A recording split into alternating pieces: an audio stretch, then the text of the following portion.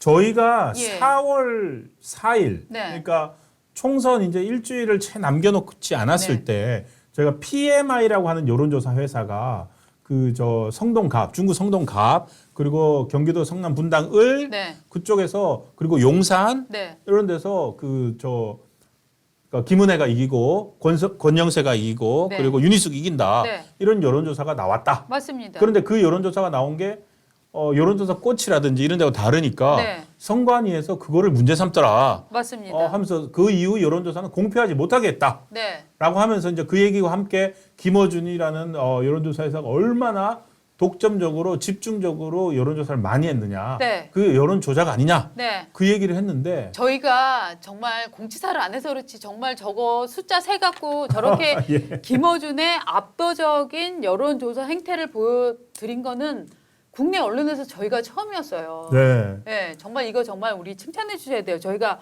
정말 신동훈 차장이 밤을 패갖고 다 숫자 계산하고 예? 저희가 그 개념 잡아갖고 맞습니다. 정말 예. 열심히 저희가 했었거든요. 감사합니다. 근데 그런데 문제는 뭐냐 하면 네, 그거 가지고 오늘 아니야. 어저께 아, 어제 금방. 또 이제 저희가 저게 첫 번째 단독 문제 제기였고 두 번째로 어저께 우리 오늘 아침자에 나왔습니다. 그 우리 박은주 선배 한제트가 특종을 또 하나 했습니다. 단독을 특종 기사를 뭘 했냐면은 저때 문제됐던 PMI라고 하는 여론조사 있잖아요. 끝난 게 아니었어요. 지금 네. 선관위에서 저 PMI 여론조사 취소시킬 수도 있는 벌금을 때릴 수 있다면서요. 그걸 예. 어제 쓰신 거죠 오늘. 벌금을 일단 과태료를 2천만 예. 원을 부과를 했고요. 이미 과태료를 부과했군요. 그래서 선거법 예. 108조 5항 9항 위반으로 예. 지금 고발이 돼 있는 상태예요. 그래서 저 회사가 예.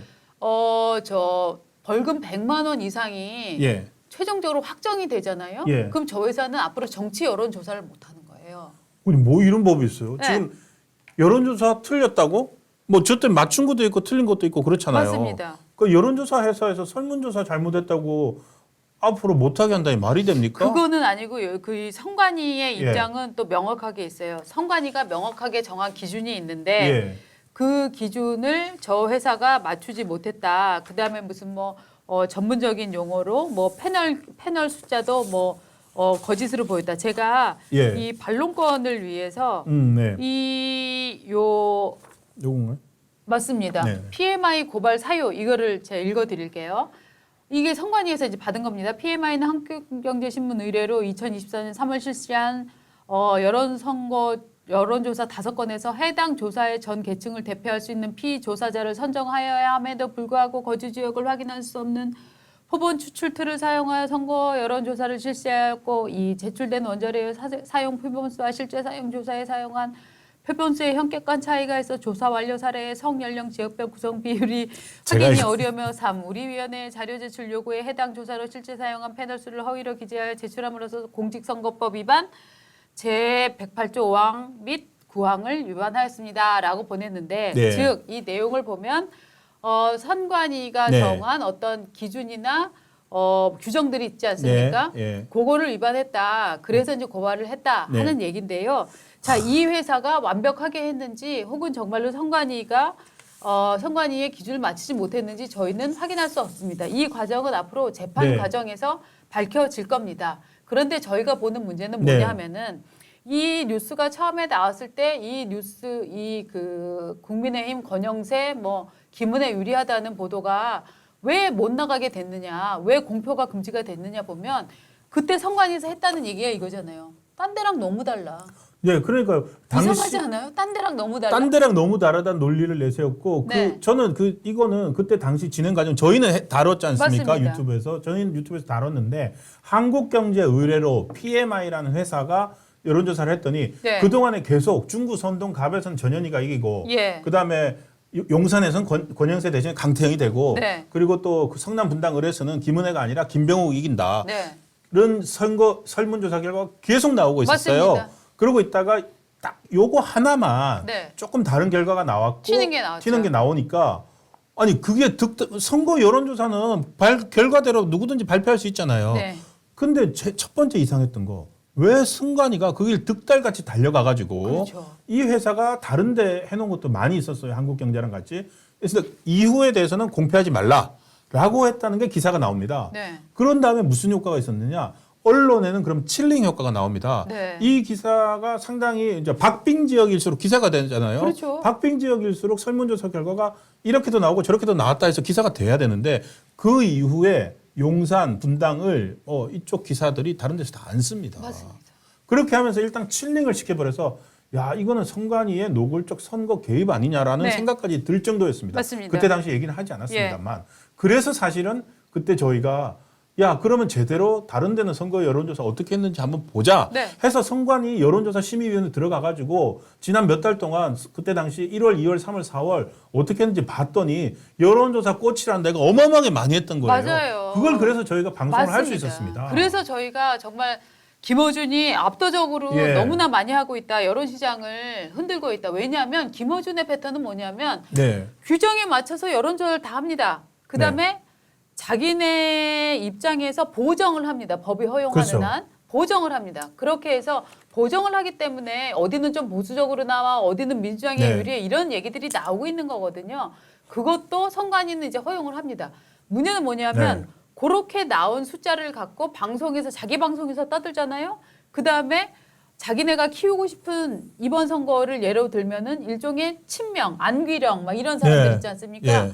그다음에 뭐 이지은 이런 사람들 불러서 자기네가 키워주고 싶은 친명, 비명 지역구를 자객 공천하는 사람들을 쭉 불러갖고 계속 출연을 시킵니다. 그 다음에 다시 여론조사한다? 예. 그러면은 이 숫자가 올라갈 수밖에 없잖아요. 그렇죠. 그러면 자 보라 이 비명 민주당 지역구에는 기존의 의원은 너무 반응이 안 좋아. 우리 이 신선한 이런 후보들을 넣어야 돼라는 여론이 그냥 만들어지는 거예요. 이거는 설문을 조작하지는 않지만 전체 프로세스를 조작해 간다라고 저희는 해석을 하고 있습니다. 그렇습니다. 대표적으로요. 이런 식으로 여론조사 꽃이 했던 것 중에 방금 안기령이 네.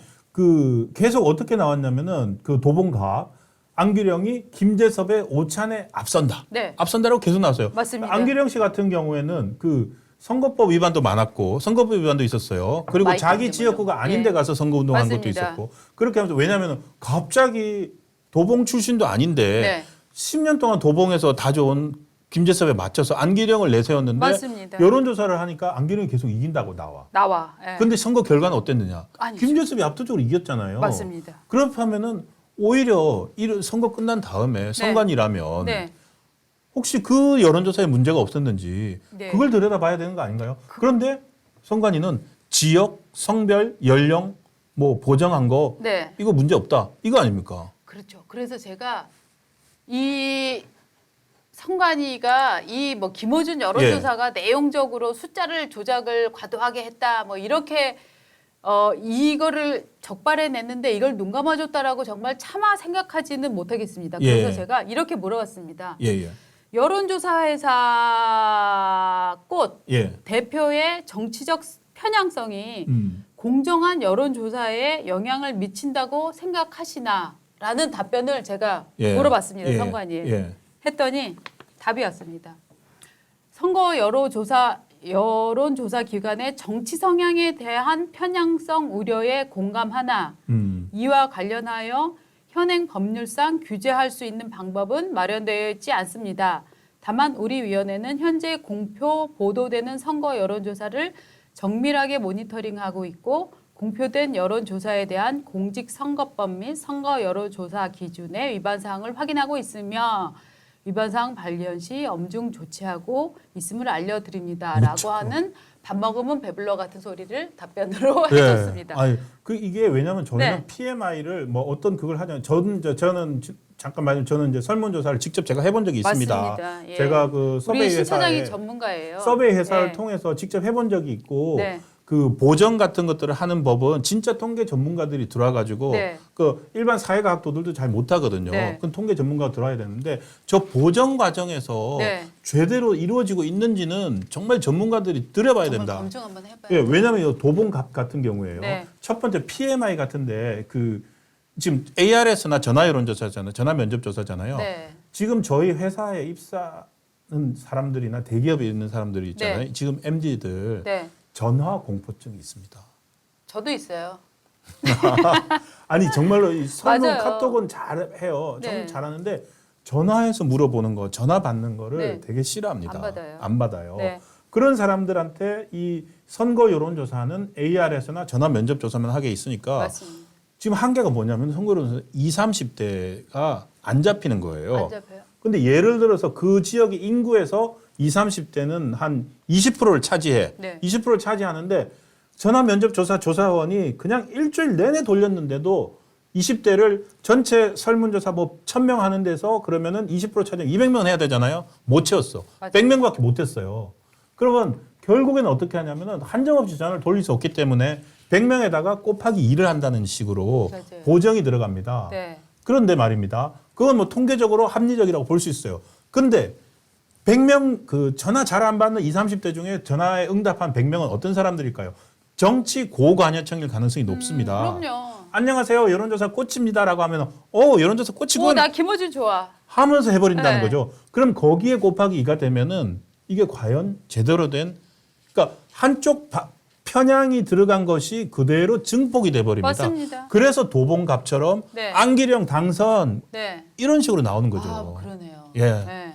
그러니까 이게 네. 오히려 선관위라면 네. 이런 문제를 해결해야 되지 않나요? 그럼요. 그러니까 청관위는 작은 그 기술적인 문제가 아니라 큰 왜곡에 대해서도 예. 정말로 이 여론 시장이 얼마나 그 공정하게 돌아가서 기울어진 네. 눈동장이 아니라 공정하게 돌아가서 국민의 민의가 제대로 대표될 수 있나 그에 앞서서 나오는 여론조사로 여론이 왜곡되지 않는 그렇죠. 길을 찾아줘야 되는 거잖아요. 근데 지금은 모든 뭐 기관들이 그렇습니다만 규정이 없습니다. 타령을 지금 이제 그러니까 하고 저 있는 너무 거죠. 답답했어요. 네. 규정이 없는데 문제점이 발생하면은 네. 선관위 규정을 새로 만드십시오. 네. 그러니까 바뀐 어떤 전화 응답 환경 네. 그리고 바뀐 어떤 정치적 뭐 사람들의 정치적 의사 표현 방식 네. 이런 걸 맞춰 가지고 여론조사 방식을 바꿔야지. 어떻게 수십 년 전에 정해진 물론 이 전화 AR에서도 여론조사 처음 등장했을 때 신선하다고 엄청난 했죠. 거라고 우와 네. 과학이다 이랬었어요. 네. 네. 근데 그게 지금 점점 못 맞추기 시작하면은 다른 방법을 선관위가 해야 되는 거 아닌가요? 이게 말입니다. 제가 컬럼에 썼듯이 예. 1월부터 3월까지 일어난 여론조사 중 정치 여론조사 총선 여론조사 네. 중에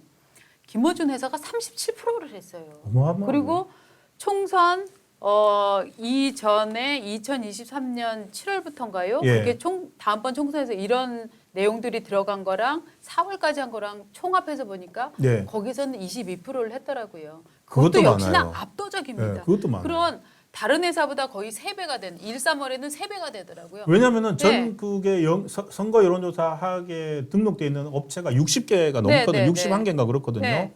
그 중에서 다 했으니까 어마어마한 거죠. 한 개가 그러니까 업체가. 지금 이 여론 편향성을 그냥 놔두면 어떻게 되냐면은요. 다음번 지방선거 어떻게 치를 겁니까? 국민의힘은? 다음번 대통령 선거도 이런 판. 김어준이 찍어서 그 사람을 국회의원 만들고 김어준이 찍어서 시장 만들고 김어준이 찍어서 구청장 만들고 이런 판을 그대로 둘 겁니까? 근데 국민의힘이 이 문제를 체크하지 못했느냐? 그렇지도 않아요. 제가 들은 바로는 예. 저희가 그 방송을 하고 나서 국민의힘에서도 야 이거 김어준이 여론 조작하는 거 이거 문제가 있어라는 얘기들을 하기도 했대요. 하기도 했다고 합니다. 하기도 네. 하면 뭐 합니까? 그래서 뭘 했습니까? 들리는 바가 없습니다. 네. 그래서 뭘 했나요? 예. 예. 하여튼 그러니까 이런 것들을 해야지 이제 한동훈 대표로 바뀐 다음에 뭐가 바뀌었다 이런 거 갑자기 제가 그러니까 새로운 뭐 모습을 국민의힘 이런 데서 보여줘야 되지 않을까요? 그러니까 이를테면은 지금 정치인들이 팬덤 예. 정치에 이렇게 몰입돼 갖고 내 지지율 얼마야? 나 이번에 MZ들이 나 좋아해. 나 70대 어머니들이 나 진짜 사랑해. 뭐 이런 데 함몰되기가 쉬운데요. 구체적으로는 가장 그들을 결국은 뭐 정치적 목표나 야망이 있다면 그들을 대통령실로 데리고 가는 거는 물론 그런 기준도 있지만 펀더멘털입니다. 이 오. 사회에 여론이 왜곡되지 않은 평평한 구조를 만들어 놓지 않고는 아무리 날뛰어봐야 네, 못 올라가요. 맞습니다. 그렇지 않습니까? 그러니까 그래서 조금 정말로 지금 뭐 저기 지역 성별 그다음 지역 성별 그다음에 연령. 연령별 보정하는 거 플러스 네. 방금 부족했던 MZ 세대들 2030 MZ들 그리고 정치적 편향이 들어갈 가능성들 이런 것들 차단할 수 있는 아니 그리고 여론조사 회사가 매체를 갖고 자기 여론조사를 더 왜곡시켜서 방송을 한다. 이거는 체크 대상 아닙니까?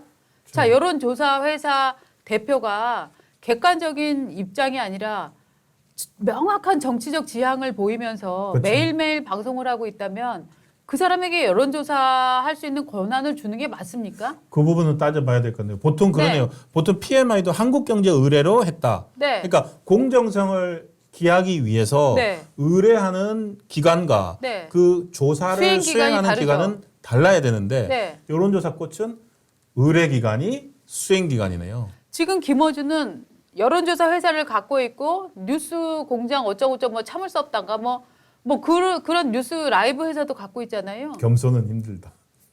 저 일부러 얘기 안 하고 있는 거예요. 예, 예. 그 공장을 저 라이브 예. 회사를 갖고 있는데 그러면은 그거 두 개를 같이 가져가서 여론을 장악해서 흔드는 것 이것은 괜찮습니까?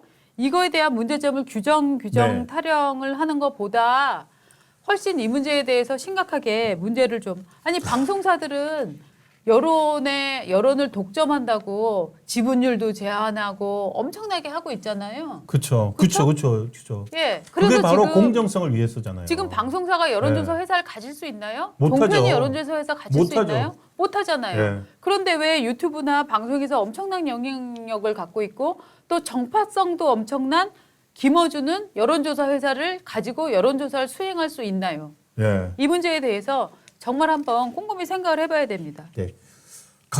정말로 이 많은 부분들을 시사하는 오늘 칼럼을 또 우리 단독 아유 부끄럽습니다. PMI. 아 이거 기자들이 부끄러워하죠. 이게 네. PMI가 그렇게 공공에 처했는지 그 네. 조사 권한, 정치 조사 권한을 빼앗길 위기에 있다는 거. 네. 그거는 정말로 근데 저 이 대표님 예. 제가 보니까 이 사람이 좀 예. 아 취재하셨는데 좀 순진한 분 같아요. 왜요? 왜냐하면 이 양반이 이런 여론조사 회사를 세우고 나서 자기 무슨 정치적인 편향성이 있다 할까봐 심지어 투표도 안 했대요. 자기는 제가 당신의 정치적 지향은 어디입니까라고 예. 실례지만 한번 좀 물어보자. 예. 회사 스탠스가 어때다 했더니 자기는 투표도 안 했대요. 혹시 뭐라 그러니까. 그럴까봐. 그러니까 이게 사실은 네. 이분이 보니까 PMI라는 회사 보니까 기업 대상. 기업들 네. 대상으로 하는 마케팅, 어떤 정말로 리서치. 처절한 데인데 예. 이 정치 여론조사가 오히려 떴다방 성격이 더 강하고요. 맞아요. 이런 기업 마케팅 같은 경우에는 정말 치열하고 처절합니다. 저 네. PT하는 대기업들 네. 그 마케팅 로 선정되기 위해서 네. PT하는 거 한번 얘기 들어봤거든요. 네, 네. 가가지고 자기들은 얼마나 철저하게 하고 있고 네. 일단 가격도 경쟁력 제시해야 돼요. 네. 싸게 해드립니다. 그리고 우리는 정확합니다. 그리고 우리는 뭐 이런 그걸 갖고 있습니다 해가지고 채택이 되잖아요. 네. 거기다가 채택이 일단 됐어. 그다음에 못 맞추면은 다음에 바로 그냥 잘린대요. 잘려요. 맞아요. 그러니까 그런 데서 그 잔뼈가 굵었다고 해야 되나요? 네. 그런 회사가 이게 정치를 보니까 방금 말씀드린 것처럼 네. 특정 계층 젊은 세대 네. 그리고 여성 20대 여성들 이런 데가 빠지니까 우리는 요거 할 수 있다. 약간 이랬던 것 같아요. 여기 너무 허술하게 하네. 그렇죠. 우리가 예. 이 기술 갖고 들어가면 우리가 다 장악하겠어라고 먹을 수 있어. 생각했는데 예. 이분이 눈치가 없었던 거지. 얼마나 여기가 아사리판이고 민주당에게 찍히면 큰일 났는지 김어준에 맞서면 큰일 났는지 이런 눈치를 못 챙긴 거 아닌가.